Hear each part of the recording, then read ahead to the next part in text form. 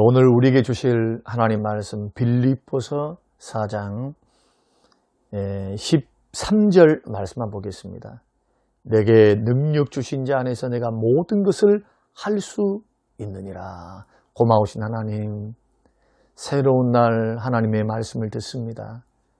자족하기 원합니다. 어떤 형편과 저지 속에서도 마음의 평안을 잃지 않고 하나님의 선하심을 바라보고 뜻이 있음을 믿고 나의 인생을 다스리는 그 주님 안에서 쉼을 얻기를 원하고, 마치 풍랑 속에 비바람 속에 병아리가 어미닭 품 안에서 안정을 누리고 쉼을 누리듯이 주의 품 안에서 어떤 환경이 여건 몰아친다 할지라도 흔들리지 않고 요동하지 않는 하나님 믿음의 삶 걸어갈 수 있도록 자족의 능력, 자족의 은혜 배우도록 축복하옵소서.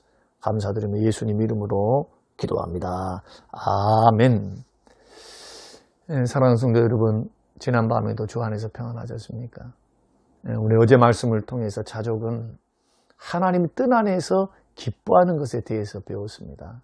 오늘은 네 번째 시간으로 자족이란 어떤 형편에서든지 기뻐하는 것이다. 자, 어제는 하나님 뜻 안에서 기뻐했다면 자족의 또 다른 양상은 어떤 형편에서든지 기뻐한다.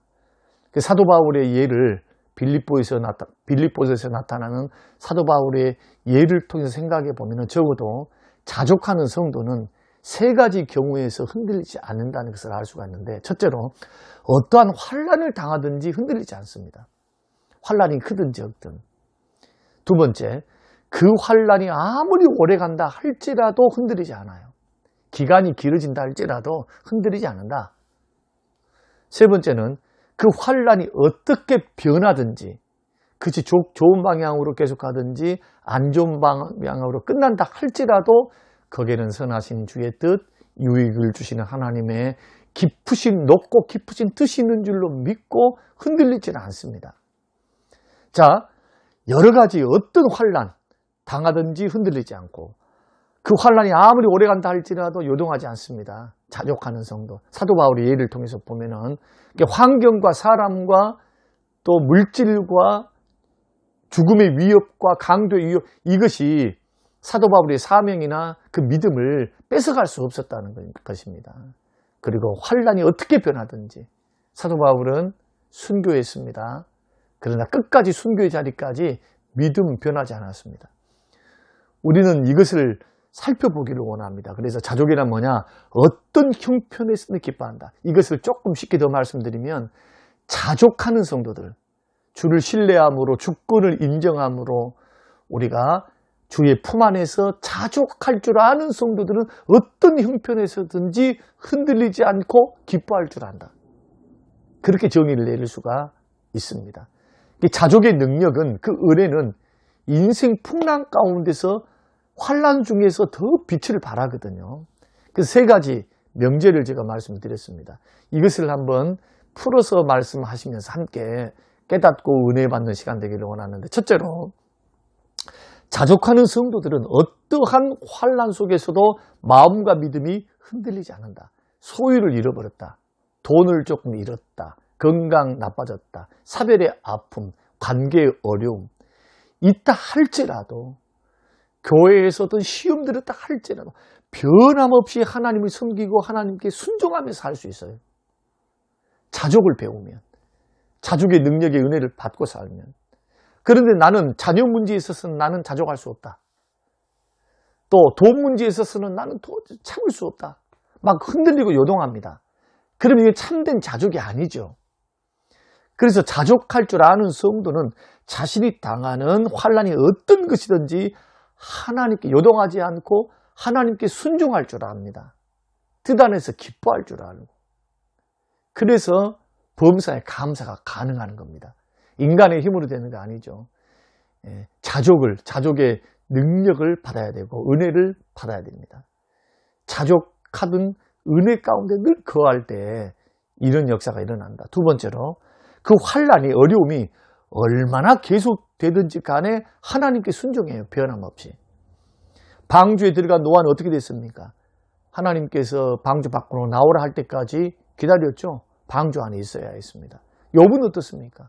하나님의 테스트가 끝날 때까지 인내하고 견뎌야 했고요. 아브라함은 하나님의 아들을 주실 때까지 25년 동안 기다렸습니다. 자족할 줄 아는 성도들은 환난에는 하나님이 정하신 끝이 있다고 믿어요. 반드시 주의 때에 환난이 환난으로 끝나지 않는다. 그것은 반드시 끝이 있다. 그래서 하나님의 때까지 뭐합니까? 견디고 인내함으로 변함없이 하나님께 순종합니다. 이것이 자족하는 성도들의 특징. 그리고 마지막으로 자족하는 성도들은 자신이 직면한 환난이 다양하다 할지라도 자신의 삶을 위한 하나님의 계획에 순종하면서 걸어가요.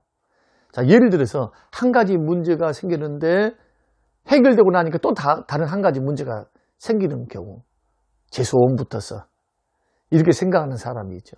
또 한 가지 문제가 찾아왔는데 이게 해결되기도 전에 또 다른 문제가 찾아옵니다. 설상가상으로 문제를 만나는 경우들이 있습니다. 그러다 할지라도 하나님의 능력 안에서 자족할 줄 아는 사람, 맡기고 기도로 맡기고 스스로 만족함으로 느끼고 하나님이 해결해 주실 것을 믿고, 이 어려움 속에는 하나님 선하신 뜻이 있어. 나의 유익을 위한 하나님의 계획이야. 하나님은 합력하여 선을 이루셔. 이런 주권적인 신앙을 믿음으로 자족할 줄 아는 사람, 능력 베푸실 그 주님 안에서 자족할 줄 아는 성도들은 변함없죠. 믿음이 변함없어요. 변함없이 순종의 길을 걸어갑니다. 그러므로 자족을 배울 줄 모르면 자기 신앙생활 중에서 손해를, 막대한 손해를 보는 겁니다. 신앙이 바르게 성장할 수가 없어요. 그래서 우리는 반드시 사도 바울이 걸어갔던 자족의 길을, 일체의 비결을 배웠다. 내게 능력 주신 자 안에서 내가 모든 것을 할 수 있다. 적응할 수 있다. 나는 흔들리지 않는다. 요동하지 않는다. 그래서 이러한 자족을 자기 신앙의 트레이드 마크가 돼야 된다. 아무개 집사님, 아무개 장로님 하면 저분은 자족할 줄 아는 성장하고 성숙한 그리스도인이다 라고 인정받을 수 있는 믿음의 성장, 영적 성장이 이루어져야 된다. 사랑하는 성도 여러분, 여러분 지금 환난 중에 계십니까? 염려와 근심 중에 계시는 분들이 계십니까? 우리에게 능력 주신 하나님 안에서 자족을 배우시기를 주의 이름으로 축원합니다. 마음을 새롭게 하셔야 돼요. 말씀과 주님의 생각을 나의 생각으로 내 생각 속에 채워야죠. 오늘 첫째 날부터 드렸던 지금 네 번째 날인데요. 이 말씀들을 하나씩 정리해 보면서 여러분이 지금까지 갖고 있었던 생각들을 내려놓고 그 생각 속에 하나님의 생각, 주님의 생각, 말씀의 생각으로 자꾸 채워서 마음을 새롭게 하셔야 됩니다. 그래서 자족을 배움을 통해서 어떤 환난을 당하든지 흔들리지 않고, 그 환난이 아무리 오래 간다 할지라도 흔들리지 않고, 그 환난이 어떻게 변하든지 흔들리지 않는 전천후 신앙, 강건한 신앙, 사도 바울의 길을 걸어가는 신앙으로 우리가 승리하며 걸어갈 수 있는 우리 모든 성도님들이 되시기를 바랍니다. 잠언 3장 5절과 6절 말씀을 읽고 마치겠습니다.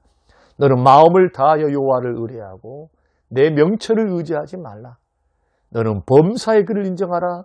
그리하면 내 길을 지도하시리라. 아버지 하나님, 자족을 만나게 하시고 자족을 배우게 하시고 자족 속에 있는 하나님을 만나게 하심을 감사합니다. 지금까지 가지고 있었던 인본주의 생각, 내 판단, 내 생각들을 내려놓습니다. 하나님의 생각으로 채우기 원합니다. 성령이여 말씀을 깨닫게 하사 쓸데없는 염려, 근심, 걱정 다 버리게 하시고 주의 품 안에서 쉼을 얻게 하시고, 어떤 풍파가 오고 어떤 시험 어려움이 온다 할지라도 주를 신뢰함으로 평안함을 유지하고 변함없는 믿음으로 주를 섬겨갈 수 있도록 우리를 일깨우시고 힘과 능력을 더해 주시옵소서. 감사드리며 예수님 이름으로 기도합니다. 아멘.